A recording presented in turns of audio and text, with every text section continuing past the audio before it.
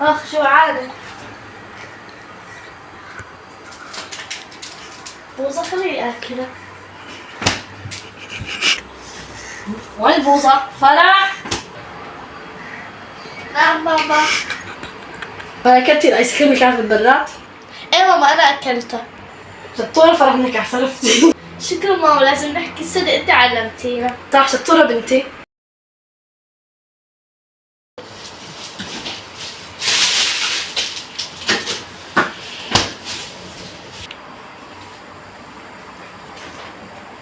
ايس كريم. مين اكل الايس كريم كانت موجودة هون؟ لولو تعالي. نعم ماما. انت اكلتي الايس كريم اللي كانت بالبراد؟ لا لا مو انا. متأكدة لولو؟ اكيد اكيد متأكدة. اوكي. الحمد لله ماما كشفتني. لولا حرام الكذب، روحي قولي الصراحة لأمي. مو أنا. لولا حرام الكذب، روحي قولي لأمي لأنه الله بيحب الصادقين. كمان روح لأمي الصدق.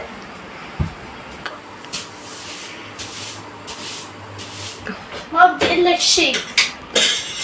شو هو بنتي؟